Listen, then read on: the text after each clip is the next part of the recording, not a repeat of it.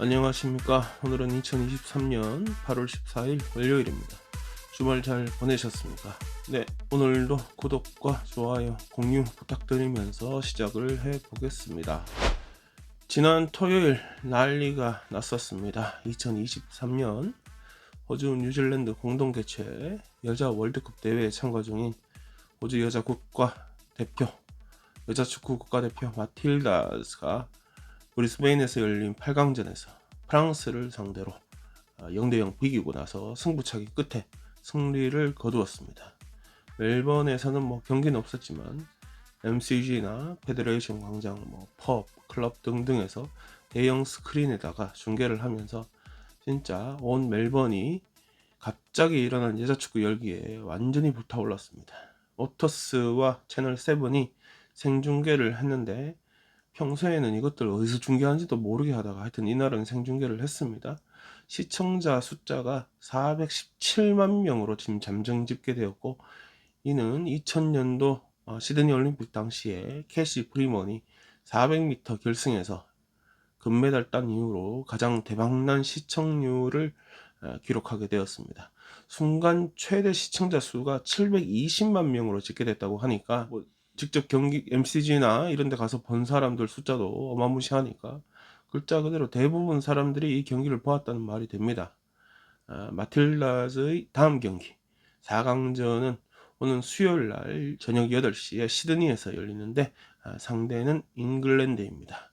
또 다른 4강전은 바로 전날, 그러니까 8월 15일 화요일 저녁 6시 내일 뉴질랜드 오클랜드에서 스페인과 스웨덴 경기가 있습니다. 하여튼 열기가 주말 동안에 대단했습니다. 제가 봐서는 수요일도 초저녁부터 멜번 시내가 완전 난리가 날 것 같고, 경기 이기고 지고 상관없이 경기 끝나고 나서도 시내는 거의 마비 상태가 되지 않을까 이런 생각도 듭니다. 그날 저녁 근무인데 이거 병간해야 되나? 한편 안소니 알바니지 호주 수상이 이번에 마틸다가 우승을 하면 공휴일을 해야 한다 이런 발언을 했었던 적이 있고, 뉴사우스웨일즈주 총리는 당연히 그렇게 할 거라고 이미 공공연하게 밝혔습니다. 그리고 다른 대부분 주 총리나 테리토리 이끄는 사람들 리더들이 다 이를 따를 것으로 지금 보입니다. 소규모 사업자의 경우는 경제적 손실이 발생할 것이다. 그러니까 공휴일에 직원들 출근시키려면 급여도 더 들고, 또 그냥 문을 닫으려면 생산성이 떨어지니까 반대를 하는 입장이긴 한데, 안소니 알바니지 호주 수상은 지난번에 여왕 서거 이후에 왜 임시 공휴일을 했지 않습니까? 그때 당시 되려 사람들의 소비가 늘어나면서 경기에 도움을 크게는 안 줘도 어지간히 줬다, 손해 볼 것이 없다 이런 입장입니다. 결승전이 20일 일요일이니까 우승을 하게 되면 21일 월요일이 공휴일이 되는 것이겠죠. 결승전은 시드니에서 열리고 3, 4위전은 전날 토요일 브리스베인에서 열립니다. 이번에 역시 멜번은 제외됩니다. 개인적으로는 우승도 하고 공휴일도 하면 좋겠습니다. 한편 월드컵에 있어서는 스포츠 도시라는 명성에 아주 안 맞게 큰 경기 하나 못 치러내고 있는 멜번입니다. 다니엘 앤드류스 빅토리아주 총리는 토요일 승리를 축하하면서 수요일 경기에 관한 내용으로 개인 트위터, 이제 트위터가 아니고 X죠. X에 영어로 Big game needs a bigger stadium. 큰 경기는 큰 경기장이 좋다, 필요하다. 에이미 파크, 웬즈데이 나이트, 비대. 그러니까 거기 에이미 파크에 수요일 저녁에 오라라고 이렇게 올렸습니다. 그러니까 거기 또 스크린에서 경기를 틀고 다 같이 보자 이런 얘기인데, 이 글 올리자마자 사람들이 답글을 이제 다는 거 보니까 영연방 게임 취소한 주제에 뭔 이따위 얘기를 올리냐, 어따 밥숟가락 올리냐 이렇게 놀리기도 하고, 진지하게 게임 유치 못한 거에 대해서 비판하기도 하였습니다. 8강전부터 해서 쭉 큰 경기들을 못 치르는 거에 대해서는 AFL 풋볼 스케줄이랑 겹치는 바람에 못했다 이런 얘기도 있고, 또 에이미 파크 같은 경우는 어차피 풋볼 경기장으로 쓰지 않기 때문에 단지 그냥 핑계다 이런 말도 있고 여러 가지 말이 있습니다. 얼마 전에 영연방 게임 취소하고 나서 욕 좀 많이 먹고 있는데, 이거 뭐 욕먹을 거 뻔히 알면서도 이렇게 트위터하고 하는 거 보면 뭐 아예 국민들하고 말을 안 하는 어떤 인간보다는 훨 괜찮다는 생각도 들고, 아니면 뭐 아예 욕먹을 거 모르고 지금 이러나 싶기도 하고 뭐 그렇습니다. 여튼 뭐 당분간은 스포츠에 관련한 얘기는 제발 이 인간 입에서 좀 안 튀어나왔으면 좋겠습니다. 분위기 파악을 이렇게 못하는데 어떻게 이때까지 정치를 하고 있는지 그것도 이해가 안 됩니다. 남자 축구 얘기도 한번 해보면, 잉글랜드 국가대표 주장 해리 케인이 독일 바이에른 뮌헨으로 클럽을 옮기자마자 데뷔전을 치렀고 경기는 졌습니다. 잉글리시 프리미어 리그 시작 하루 전에 독일행을 결정한 해리 케인은 앞으로 2023-24 시즌을 분데스리가에서 뛰게 되었습니다. 그러니까 예전에 함께 뛰던 손흥민을 뒤로 한 채 독일로 날아가서 김민재와 함께 뛰겠다 이러면서 결정한 거는 아니고, 그냥 돈 많이 준 거니까 간 거다 이렇게 이해가 됩니다. 꽤 오랜 시간 토트넘 주장 노릇을 하던 해리가 떠나고 이제 토트넘 허스퍼는 새로운 주장으로 손흥민을 내세웠습니다. 지난 8년 동안 해리하고 흥민이하고 둘이 호흡 맞추면서 리그 내에서 가장 강한 짝꿍으로 활약을 해왔었는데, 흥민이는 인스타그램 통해 가지고 그동안 함께 고생한 리더, 브라더, 레전드, 응? 해리가 독일 가서 더 잘하기를 바란다 이렇게 메시지를 올리기도 하였습니다. 대한민국 국가대표팀 주장을 맡고 있는 손흥민이 해리 대신해서 토트넘 새로운 주장으로 클럽을 잘 이끌어 가기를 기대해 봅니다. 저도 제 별명이 지금 정반장인데 그거 말고 그냥 정주장으로 한번 바꿔볼까 뭐 이런 생각도 잠깐 해보았습니다. 보험료가 훌쩍 뛰어오르면서 수많은 사람들이 주택보험을 들지 않을 것이다 이런 전망이 나옵니다. 급격한 기후 변동으로 인해서 각종 재해가 벌어지고 있는 가운데 올 3월까지 보험료가 평균 28% 상승하였는데, 일부 고위험 지역으로 구분된 경우는 더 크게 상승하여서 50% 이상 인상된 곳도 있다고 합니다.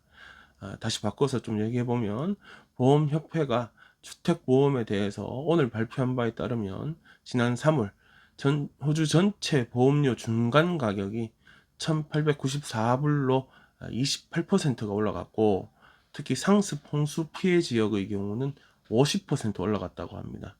지난 20년 동안 가장 큰 비율로 상승한 것이라고 하는데, 안 그래도 물가가 올라서 고생을 하고 있는 와중에 보험을 아예 들지 않는 사람들이 더 늘어날 것이라는 당연한 전망입니다.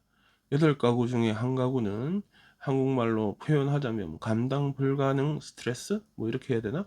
affordability stressed 상태라고 합니다. 다른 말로 사주치 소득을 그대로 보험료로 내야 하는 그런 상황이라는 말입니다. 보험료로 4,000불을 내야 하는 사람들이 평균치를 내야 하는 사람들의 2배가 넘어간다 이런 보고서도 있었습니다. 또한 이렇게 인상된 보험료가 사회경제적으로 저소득층에 더 많이 지금 적용되고 있고, 또 도심 지역보다는 지방 지역에 더 많이 적용되고 있는 것도 문제라고 합니다. 가장 큰 보험료가 적용된 지역은 작년 홍수 피해가 몇 번이나 있었죠? 뉴사우스웨일즈주 북부 지역, 그리고 사이클론 피해가 좀 심했던 퀸슬랜드 북부 지역하고 서호주 지역, 요가 이제 뒤를 따랐다고 합니다. 뭐 상대적으로 자연재해에 의한 피해가 좀 적은 멜번 시내에 그냥 계속 사는 걸로 저는 정했습니다.